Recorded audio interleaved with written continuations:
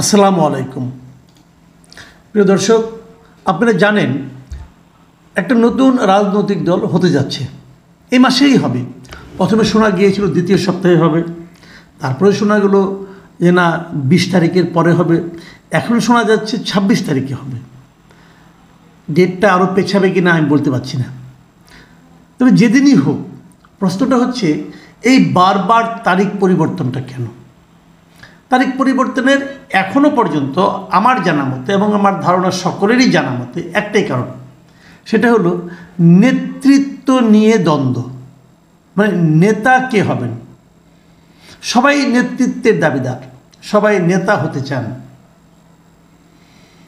আন্দোলনের সবাই বলতে চাচ্ছেন যে আমি আন্দোলনের মূল লোক, আমি আন্দোলনের নেতা ছিলাম। এই ক্রেডিট নেওয়ার একটা প্রতিযোগিতা আমরা কয়েকদিন আগেও দেখেছি বিভিন্ন সোশ্যাল মিডিয়ায়। সেটা হয়েছিল আরেকটা কারণে। সেই কারণটা হলো যে মূল নেতৃত্বটা আসলে কোন গ্রুপের হাতে যাবে। যে গ্রুপ নেতৃত্ব পেতে চায় সেই গ্রুপের যারা নাকি অনুগত আছে, তারা সেই আন্দোলনের সময় কে কি করেছে, কে কার কাছে কি মেসেজ পাঠিয়েছে, কে কাকে ফোন করেছে, কে কার সঙ্গে মিটিং করেছে, সেগুলো বলার মাধ্যমে তারা যাকে নেতা হিসাবে পেতে চায় তাকে গ্লোরিফাই করার চেষ্টা করেছে। এই গ্লোরিফাই করতে গিয়ে বেশ কিছু আপনার কি গোপন কথাও বের হয়ে এসেছে। সেগুলো খুব একটা সুখকর বিষয় নয়, সে আলোচনায় আমি যাচ্ছি না। কারণ আমি যাচ্ছি না এই কারণে যে আসলে আন্দোলনটাই আমাদের কাছে মূল জিনিস। আমরা একটা আন্দোলনে ছিলাম এবং সেই আন্দোলনটা মূলত ছিল যে স্বৈরাচারী শাসক শেখ হাসিনার পতনের আন্দোলন। সে আন্দোলন সফল হয়েছে। এখন সফল হওয়ার পর আমরা অবশ্য ভাবিনি যে এত দ্রুত নেতৃত্বের ক্রেডিট নেওয়ার জন্য সবাই উঠে পড়ে লাগবে। সেটা লেগেছে বেসিক্যালি দুটো কারণে কীভাবে?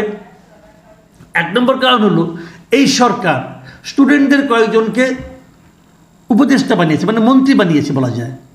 তো তাদের মন্ত্রী বানানোর ফলে অন্যান্যদের মধ্যে লোভ তৈরি হয়েছে যে আমিও তো মন্ত্রী হতে পারতাম, আমারও তো ত্যাগ তার চেয়ে কোনো অংশে কম না।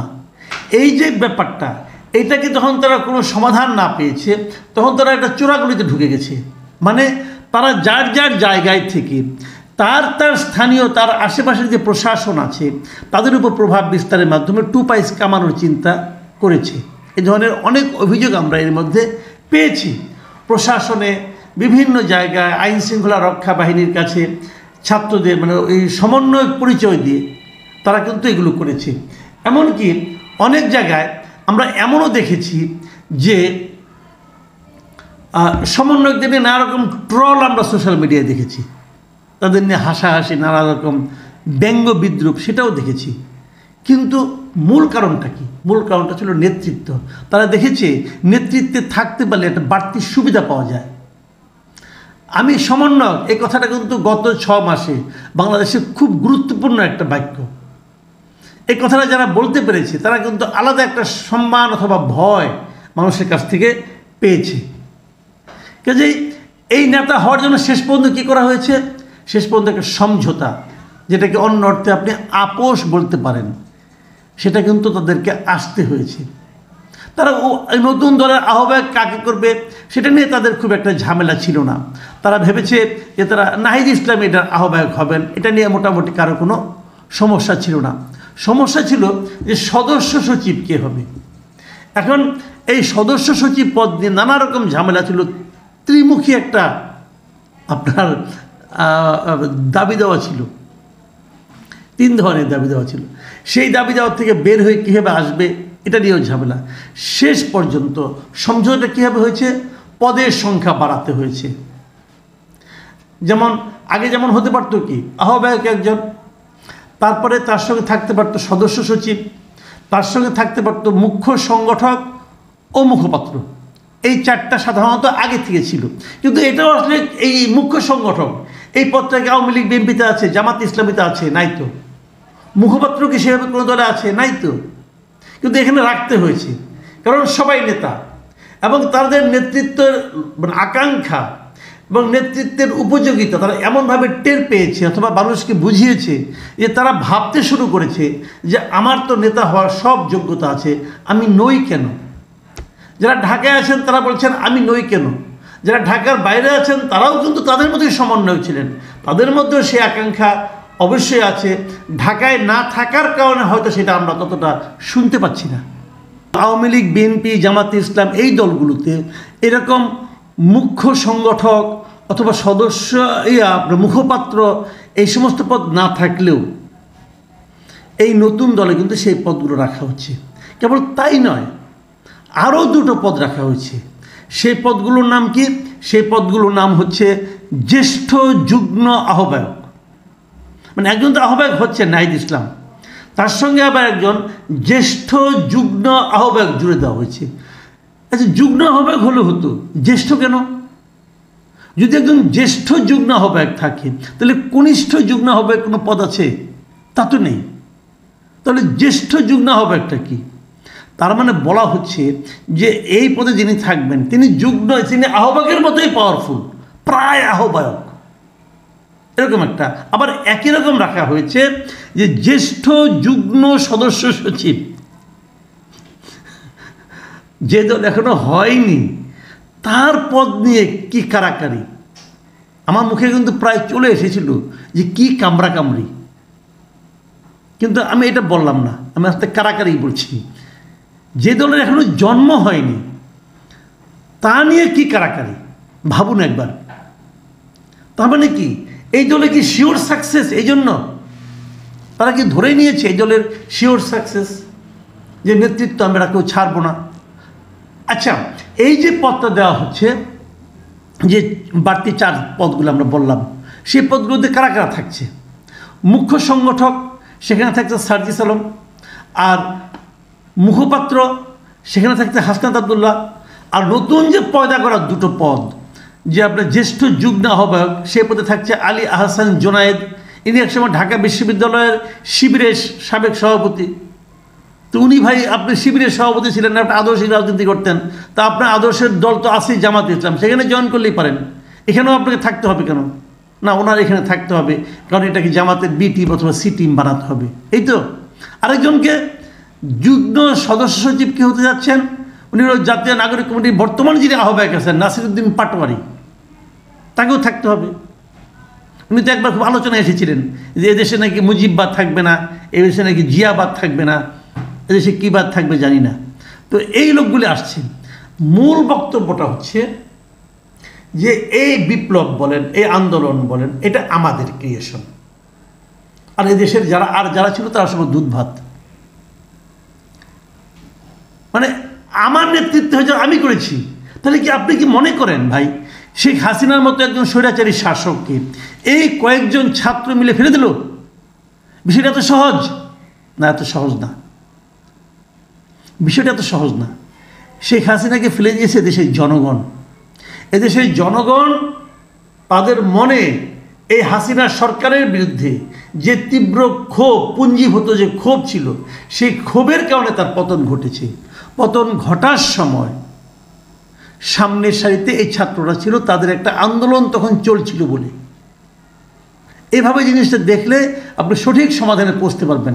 আর তা না হলে এরা বলবে আমরা, আরেক দল বলবে না আমেরিকার ডিপ স্টেট তারা এখানে ভূমিকা রেখেছে। এর মধ্যে জানা গেছে ডিপ স্টেটে কত টাকা ইনভেস্টমেন্ট ছিল, এগুলো আমরা বুঝতে পারছি। এইগুলো সবই সক্রিয় ছিল, কিন্তু মূল শক্তিটা ছিল জনগণ। কিন্তু এখন জনগণ নাই। এখন এই আন্দোলন মানে এই আন্দোলন কার বাপের? যেরকম শেখ হাসিনা বলতো না, এই দেশটা আমার বাপ স্বাধীন করে দিয়েছে। এদেশে যদি ওনার বাপ যদি দেশটাকে স্বাধীন করে, তাহলে যে এই যে হাজার হাজার লক্ষ লক্ষ মুক্তিযোদ্ধা ছিল, তাদের ভূমিকাটা কী ছিল? তাদের ভূমিকা দুধ ভাতের ভূমিকা ছিল? তারা কী করে? তারা যে জান দিয়ে দিল, জীবন দিয়ে দিল, ওই ভূমিকার কোনো মূল্য নাই। ওরা হয়তো বলেন 30 লক্ষ লোক শহীদ হয়েছে, 3 লক্ষ মা বোন ইজ্জত দিয়েছে, এটার কোনো মূল্য নাই? মূল্য সবগুলির আছে। হ্যাঁ, উনি নেতা ছিলেন, নেতা হিসেবে ওনার যা প্রাপ্য অবশ্যই পাবেন। কিন্তু যদি ওনার কন্যা যেভাবে বলতেন এই দেশটা আমার বাবা স্বাধীন করে দিয়েছে, এই দেশটা আমার বাবা দিয়েছে, বাবা তৈরি করেছে, এগুলো কথা বললে মানুষ বিরক্ত হয়। ঠিক একই রকম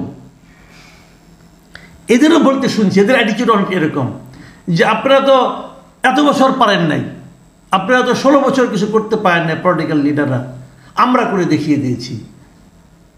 এত সহজ না রে ভাই, এত সরলীকৃত সিদ্ধান্ত নিলে চলবে না। এবং এই জন্যই বোধ করি, এরই প্রতিবাদ হিসেবে মনে হয় আপনাদের নিশ্চয়ই খেয়াল আছে, এবার যে 21শে পদক দিয়েছিল, যে 21শে পদকের যে অনুষ্ঠানটা হয়, সেখানে সংস্কৃতি ও শিক্ষায় পদক পেয়েছিলেন কে? ডক্টর শহীদুল আলম। শহীদুল আলম কিন্তু আলোকচিত্র শিল্পী হিসেবে খুবই বিখ্যাত। উনি কিন্তু হাসিনা আমলে জেলেও কেটেছেন এই ওনার স্বাধীন বক্তব্য দেওয়ার জন্য। উনি দেখিয়ে দিয়েছেন যে আসলে গড্ডালিকা প্রবাহে কীভাবে গা না ভাসিয়েও নিজের মতামতটা প্রকাশ করা যায়। উনি সেখানে হাজির হয়েছিলেন এবার, এবং উনি যেহেতু পুরস্কার পেয়েছেন, ডক্টর ইউনূসের কাছ থেকে পুরস্কার নিয়েছেন, পুরস্কার নেওয়ার সময় একটা নীল পাঞ্জাবি গলায় মাফলায় পরে কিন্তু পুরস্কার নিতে গিয়েছেন। এবং যখন উনি পুরস্কার নিতে যাচ্ছেন, সমস্ত দর্শক দেখেছে যে ওনার পাঞ্জাবির পেছনে সুন্দর করে একটা জিনিস লেখা আছে। সেই লেখাটা কি? সেই লেখাটা হলো, এই বিপ্লবও কারো বাপের না। মানে এই বিপ্লবের একক কোনো দাবিদার নেই, থাকা উচিত না। এই বিপ্লব তাহলে কার? এই বিপ্লব সমগ্র জাতির। কেবল তাই নয়, উনি আরেকটা জিনিস দেখিয়েছেন। উনি যখন সেখানে যান, ওনারা যে পাঞ্জাবির উপরে গিয়েছিলেন, পেছনেও লেখাটা ছিল, সামনে কি লেখা ছিল? সামনে একটা ছবি ছিল, সেই বিতর্কিত ছবিটা, যে ছবিটাতে বিতর্কিত নয়, কিন্তু বিতর্কিত করা হয়েছিল, যে ছবিটা নাকি পাঠ্যপুস্তকের ব্যাক পেজে ছাপা হয়েছিল, একটা ফুলের গাছের মতো ছবি একটা।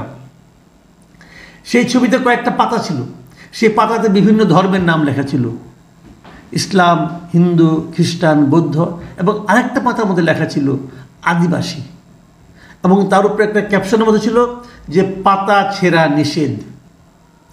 এই যে পাতা ছেঁড়া নিষেধ লেখাটা ছিল, এটা যে কত বড় একটা অর্থ বহন করে, এবং এই ছবিটিতে কত ছোট বাচ্চাদের জন্য কত শিক্ষণীয় ছিল। এবং সেই জিনিসটা কিন্তু একটা প্রতিক্রিয়াশীল গোষ্ঠী মানতে পারে নাই। তারা শিক্ষা বোর্ডের সামনে যে আন্দোলন করেছে, মারামারি করেছে, এবং আমাদের ভীতু সরকার এই প্রতিক্রিয়াশীলদের প্রতিক্রিয়ায় ভয় পেয়ে সেই ছবিটা চেঞ্জ করে দিয়েছে। তারা চেঞ্জ করে দিয়েছে বইয়ের পৃষ্ঠা থেকে। ডক্টর শহীদুল আলম তার বুকের মধ্যে সেই ছবিটা লাগিয়ে পুরো জাতির বুকে সেই ছবিটাকে ঢুকিয়ে দিয়েছেন যে এই পাতা ছেঁড়া নিষেধ। প্রিয় দর্শক, এই সমস্ত লোকেরা এই বিপ্লবটাকে সফল করেছে। নেতৃত্ব নিয়ে যেই কামড়াকামড়ি করুক, এরাই প্রকৃত নেতা। প্রিয় দর্শক, এখন এই পর্যন্তই। আল্লাহ হাফেজ।